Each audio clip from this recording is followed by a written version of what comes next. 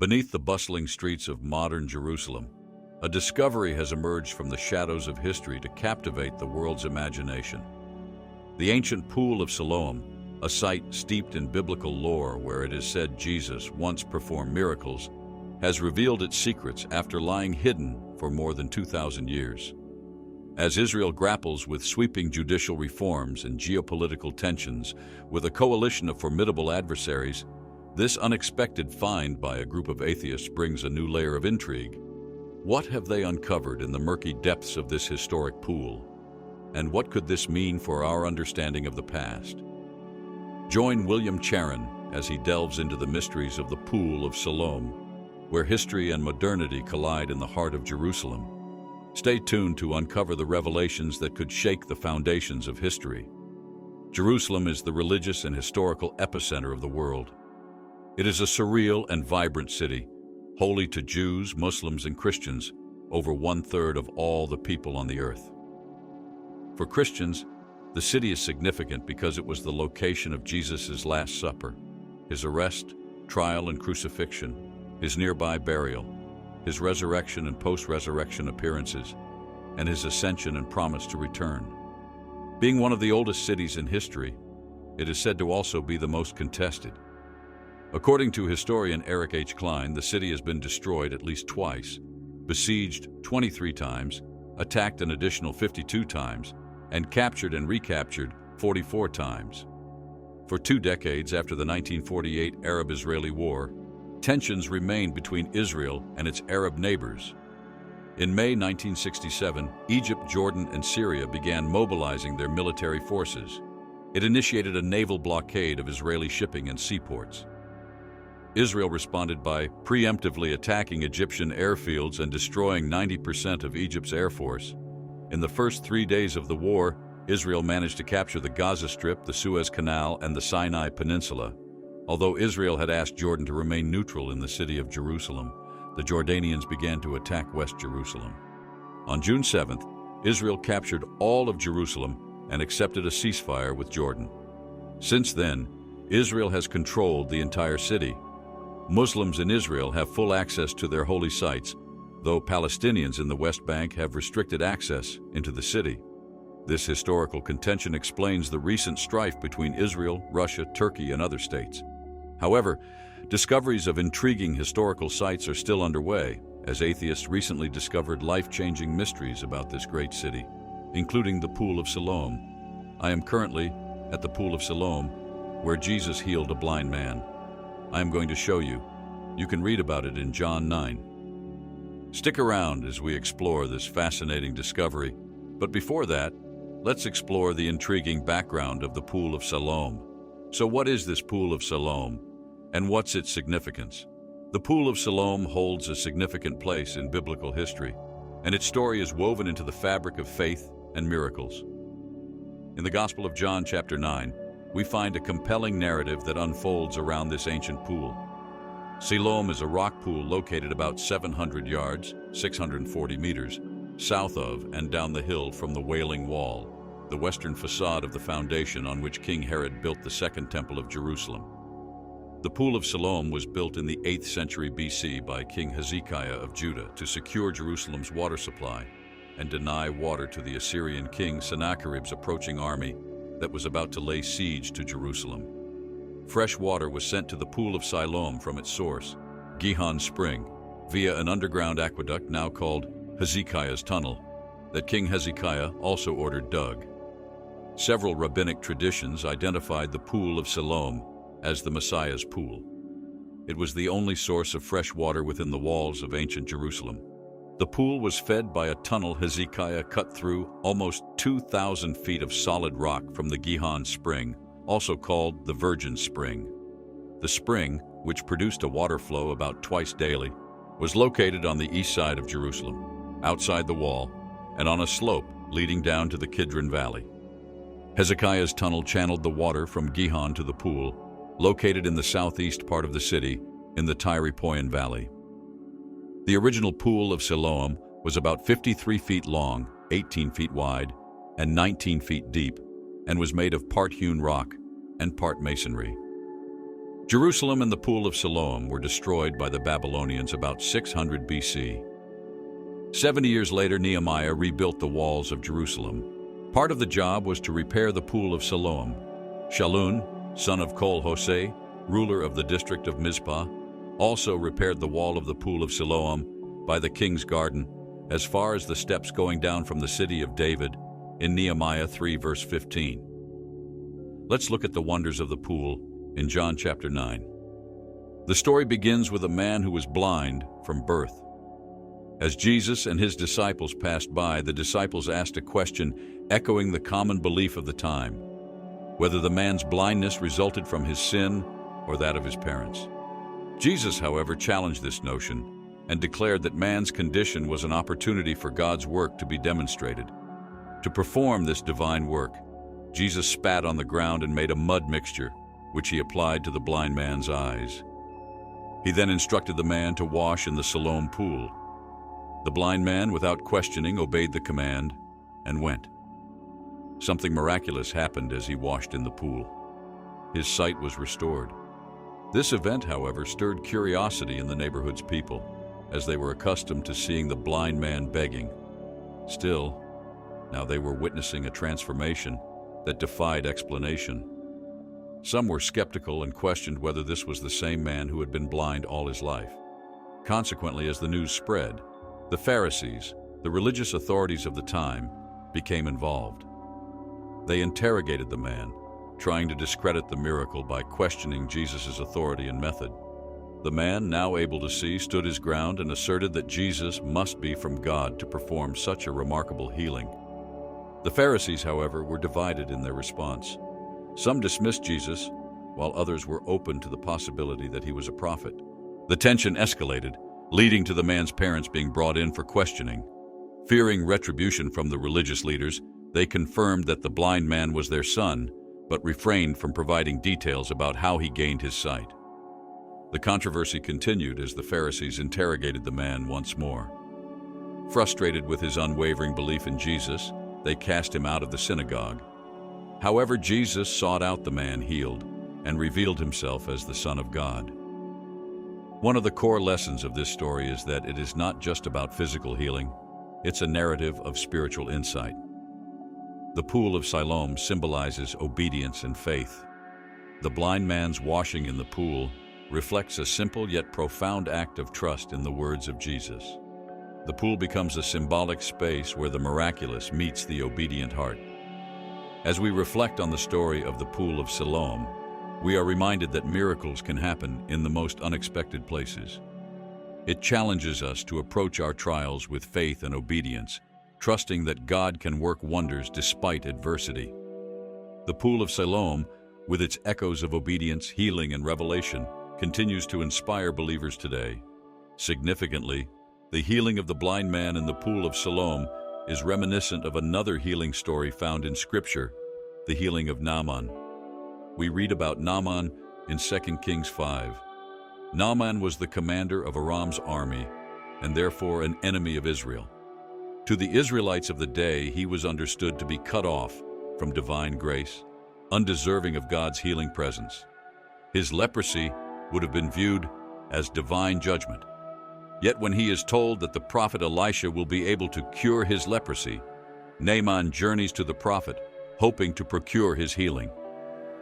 Naaman attempts to purchase his healing with a payment of 10 talents of silver, 6,000 shekels of gold, and 10 sets of clothing, according to 2 Kings 5:5. Elisha's message to the commander of Aram, however, is simple and straightforward. Go wash yourself 7 times in Jordan, and your flesh will be restored, and you will be cleansed. Nothing Naaman brings will warrant his healing. Naaman, however, initially rejects this request out of disdain for the waters of the Jordan, when he said, "Are not Abana and Pharpar, the rivers of Damascus, better than all the waters of Israel?" Naaman cannot believe that such ordinary water could provide divine healing. This is where the plot twist is. The account of Naaman's healing testifies to the greatness of God. God's greatness and mercy extend over all, even to those whom one may consider unworthy, such as the commander of a foreign army or a man born blind. Jesus testifies to this when he says, in Luke 4, verse 27, that there were many in Israel with leprosy in the time of Elisha the prophet, yet not one of them was cleansed, only Naaman the Syrian. By dipping himself in the waters of the Jordan, Naaman's healing is attributed not to the waters themselves, but to the glory of the God of Israel. Naaman returns to Elisha and says, "Now I know that there is no God in all the world except Israel, but that's not all." The two stories have much in common. Like Naaman, the healing of the blind man begins with a question of his sinfulness.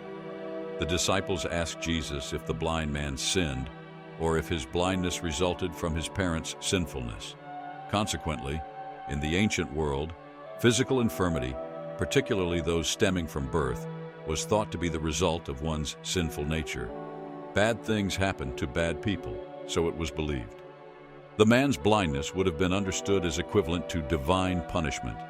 The discussion taken up by the Pharisees and teachers of the law following the man's healing shows the prevalence of this belief. The blind man was simply beyond healing and redemption. Similarly, the man's healing cannot be attributed to the pool. Just as Naaman could point to the waters of Damascus as better than the Jordan, so too could the blind man point to the waters of Bethesda as better for healing than the Pool of Siloam. In many ways, descending into the Pool of Siloam to be healed made no earthly sense. Everything about the blind man's healing in the Pool of Siloam points beyond itself. Contrary to what some believe, Jesus goes out of his way to choose the pool with no healing association. This pool would be considered ordinary and regular. When Jesus heals the blind man, he does so in a way that showcases his power to heal.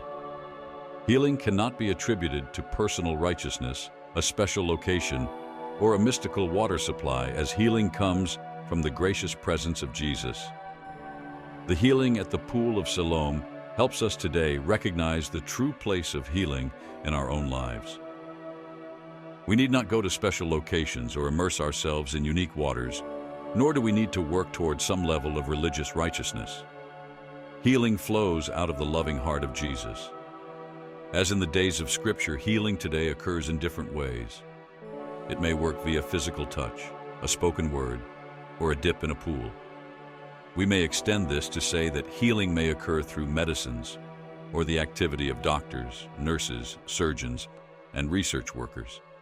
Yet just as the words of Jesus lie behind the healing in the Pool of Siloam, Jesus' presence lies behind all instances of healing. However, archaeologists are not relenting in excavating the pool amidst this fascinating story of healing associated with the pool. As they dig for further mysteries about the pool, they are met with more mind-blowing discoveries about this intriguing pool. So what shocking discoveries did they come up with about the Pool of Siloam, and what does it mean to the world? According to the Biblical Archaeology Society, the excavation project in the ancient city first began in 2004 when a large water pipe burst in the city of David, an area south of Jerusalem's Temple Mount. Since then, the dig has been ongoing. However, the Israel Antiquities Authority, IAA, recently announced their goal of a full excavation of the ancient Pool of Siloam that will eventually be open to the public. The work is being carried out by the IAA, the Israel National Parks Authority, and the City of David Foundation, which works to preserve and develop Jerusalem by connecting people of different faiths and backgrounds. Only the northern side and a small part of the eastern side are exposed. The Pool of Siloam excavation project is located within the Jerusalem Walls National Park. It will be sponsored by the City of David Foundation, an organization supporting education, tourism, archaeological excursions, and land purchases in East Jerusalem to establish a Jewish presence in an area mainly occupied by Palestinians today. A walkway was found on the pool's north side, paved with well-cut and precisely dressed limestone slabs. The quality of stonework resembled that of the first-century paved street along the western wall of the Temple Mount. After digging through 13 to 16 feet of mud and silt, archaeologists determined that the steps were part of a monumental stepped trapezoidal pool, some 164 feet in size.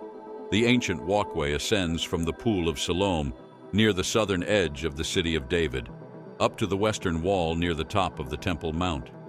Millions of Jewish people and other visitors took the Pilgrim's Road on their way up to the temple in the 1st century AD. Most of these pilgrims came in obedience to the command to gather for the worship of Israel's God at this central religious center during the 3 high holidays of the Jewish year: Passover in the spring, Shavuot, the Feast of Weeks or First Fruits or Pentecost, 50 days later, and Sukkot, the Festival of Booths or Feast of Tabernacles in the fall. During the 3 pilgrimage festivals, every able Jewish male was required to trek to the temple, where sacrifices were offered.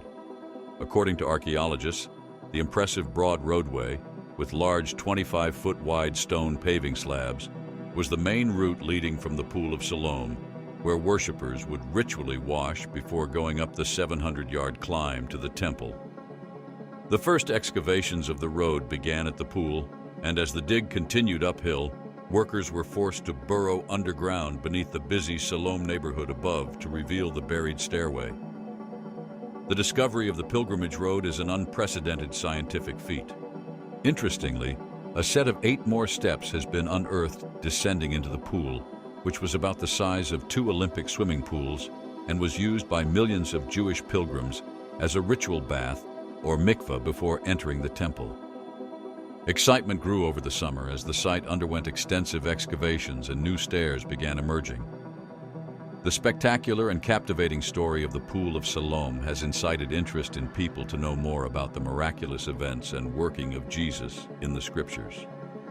This brings to mind another fascinating story of the healing miracle of Jesus, associated with another intriguing pool, the Pool of Bethesda. So, what was the experience of the Pool of Bethesda, and what does it mean to Christians? In the Hebrew Bible, specifically in the Gospel of John chapter 5, the Pool of Bethesda reveals the tale of the healing, faith, and compassion of Jesus.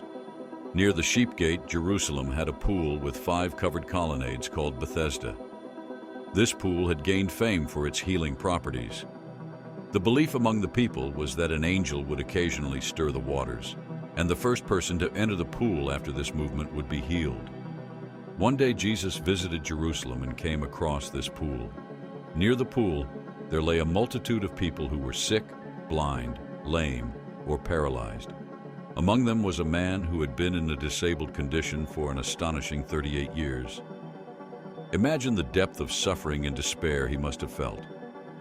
Upon seeing the man, Jesus asked a simple yet profound question: "Do you want to be healed?"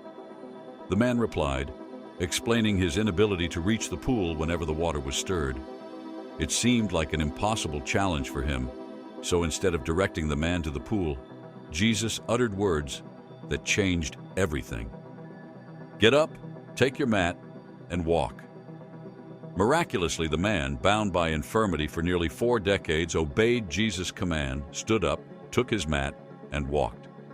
This miraculous healing didn't go unnoticed, as the day it happened was a Sabbath, and the Jewish leaders, strict in their observance of Sabbath laws, confronted the healed man for carrying his mat. He explained that he was only following the command of the man who had healed him, but he didn't know it was Jesus. Later, Jesus found the healed man in the temple and advised him to sin no more, cautioning against a worse thing happening to him. This encounter with the Jewish leaders intensified their opposition to Jesus because he not only healed on the Sabbath, but also called God his Father, making himself equal to God. So, the Pool of Bethesda story summarizes several layers of significance. It's not just a tale of physical healing, but a narrative that delves into the spiritual condition of humanity. The man by the pool represents all of mankind spiritually paralyzed and in need of God's healing touch. As we draw nearer to the end of this video, it is important to note that the Pool of Siloam is not merely a historical site. It's a place where the ordinary intersects with the divine. It invites us to consider our obedience and faith in facing challenges. In this narrative, the pool becomes a channel for a deeper understanding of God's power and grace. As rapture is arriving soon and so close, some end-time prophecies are being fulfilled worldwide. Among other nations, one is Israel, where some unusual events are happening in this sacred land. So let's explore these strange signs and how terrifying they are in this eye-opening video. The first sign appears to be the reconstruction of the Third Temple. The Third Temple is a special holy place people want to build in Jerusalem. It's supposed to be even more important than the old temples that were destroyed. Even though it hasn't been built yet, it's very important in Judaism, especially for Orthodox Jews. They believe it's the most sacred place for them to worship. The Hebrew Bible says that the prophets wanted this new temple to be built when the Messiah came. Some Christians also think it's important for the end of the world. But there's a problem. The place where they want to build the Third Temple is also where Muslims have a special building called the Dome of the Rock. So there's a big argument about it. The Temple Mount has caused many problems between Israelis and Palestinians. They argue about who should control it. Even though many countries don't agree with Israel about Jerusalem being their capital, they're still trying to build the Third Temple. But it's not easy because of all the arguments. Jewish people can't worship there freely, and some Muslim people, especially women in black clothes, stay there to keep Jewish tourists away. Muslim leaders say there was never a temple there, which makes the situation even more complicated. Moreover, the more terrifying thing is that a special ceremony for the Third Temple happened on October 12th. In this ceremony, they reenacted an ancient tradition with water. Many people joined in, including priests called Kohanim, who wore special clothes, and Levites, who played musical instruments. They all started at Shar Hashpat, in the old city of Jerusalem. Together they walked along old paths to get to Shilach, which is also known as Siloam Springs. This place was used during the time of the temple. As they walked, they chanted, danced, and played silver trumpets at different stops. Important rabbis were there too. At Shilach, they used a golden jug to collect water, and then they went back to the top of the mountain. They set up a model altar and special tools, and decorated them with big leafy branches like they used to do in the ancient temple. The ceremony ended with a special blessing from the priests and the Hakel ceremony, which happens every 7 years. Even though the Torah, which is a holy book, doesn't say they have to do this water ceremony, it's part of a tradition that comes from what Moses taught orally. People see it as a happy holiday. In the temple, this ceremony would last for 15 hours, and they would keep celebrating all night until the next morning when the temple service started again. People from different countries participated in the Sukkot celebrations, making it an international day of worship. They did this water ceremony for the last 6 days of the Sukkot holiday and poured wine during the morning service. The Kohanim filled a flask with spring water and went from the temple to the Shilach spring at the bottom of Mount Moriah. Then, 2 Kohanim went up to the stone altar in the temple's inner courtyard and poured wine and water into special holes made just for this ceremony. Besides the reconstruction of the Third Temple, some recent evidence of an ancient temple was found. New research has found evidence supporting the idea of an old temple being where the Temple Mount is now. This site is very important to Jewish and Muslim people. Some researchers discovered a special place used by Jewish people for religious cleaning under the Al-Aqsa Mosque. Muslims believe that this mosque was built by Abraham a long time ago. This finding is important because it goes against the idea that there was never a Jewish temple there. In the past, a British archaeologist named Robert Hamilton looked at the mosque's foundations after it fell down in 1927 because of an earthquake. He found something interesting. He found a Jewish pool called a mikveh under the mosque's floor. Jewish people used this pool when the Second Temple existed for special cleansing before they went to the Temple Mount. These new discoveries, which were hidden in old British records, show that there was an old temple at the Temple Mount, a holy place for Jewish people. Now comes the scary trumpet sounds in the sky in Israel. In the middle part of Israel, some strange and powerful sounds echoed, confusing many people. Even the army and police couldn't figure out why it was happening. People started talking about it on social media. They said they felt really loud booms and strong vibrations in places like Gush Dan, Tel Aviv, and Petah Tikva. The sounds even reached a place called Julis, which is 50 kilometers away from where it started. The Israel police and the army were puzzled and couldn't give a clear answer about what was causing these explosions. This strange sound phenomenon isn't just happening in Israel.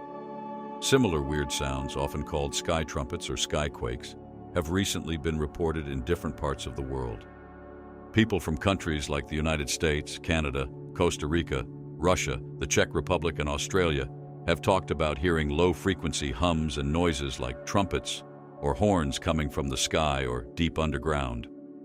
What's really strange about these sounds is that they're new and unusual. Most people have never heard anything like them, making them even more mysterious. They have a spooky quality, like groaning noises and metallic vibrations that sound like musical instruments. Some people even say they hear unclear voices mixed in with these strange sounds. So, could these sounds mean something important? Are they a sign of the end of the world or something like that? Some people think about biblical stories that talk about trumpets, and based on those stories, it is predicted that these sounds define the end of the world as near. Also, in a book called Revelation, there are stories about 7 trumpets. Each of these trumpets is blown by an angel, and they signal really big and scary events that were shown to a person named John of Patmos in his dreams. In these stories, the trumpets come after the opening of a special seal, and it's a big deal because this seal holds important information from a powerful figure. These trumpets were called salpingics, salpinx in Greek, and they look different from the trumpets we have today. They were made of bronze and had a narrow, straight shape with mouthpieces made of bone and bells. They were not like modern trumpets. The last 3 trumpets are called the woe trumpets, and they're really important because they announce some very distressing things that happen in the stories.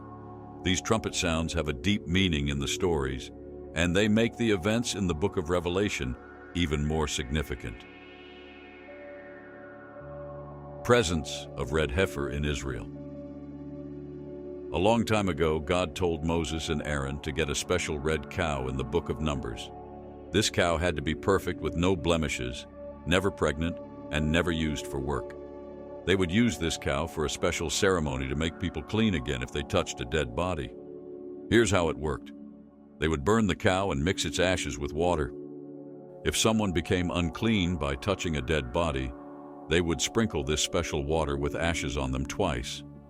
Once 3 days after touching the body, and again 7 days later. The Torah also tells us that a long time ago, they brought a red heifer to a priest named Eleazar, Aaron's son, and used it to make the ashes for this ceremony. They used those ashes until the first temple period ended. During the second temple time, they burned 5 to 7 more red heifers for their ashes. Maimonides, a famous Jewish scholar, said the next red heifer would come with the Messiah. Recently, 5 red heifers arrived in Israel from Texas.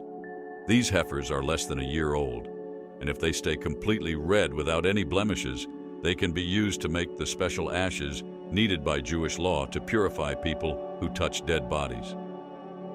This purification is important so that priests, Kohanim, can do their work in a future temple. The heifers are now in quarantine in Haifa, Israel, for at least 7 days, following the rules of the Israel Veterinary Authority. After that, they'll be sent to 2 different places in Israel, and one will eventually be open to the public. These heifers will be taken care of until they are 3 years old, and then they can be turned into ashes. The Bona Israel organization, which includes Jews and Christians, helped find and bring these heifers to Israel. And when they arrived in Israel, people got terrified as yet another end-time prophecy was fulfilled. So, what do you think of the strange rapture signs that happened in Israel? Are you too terrified? Comment below and subscribe for more.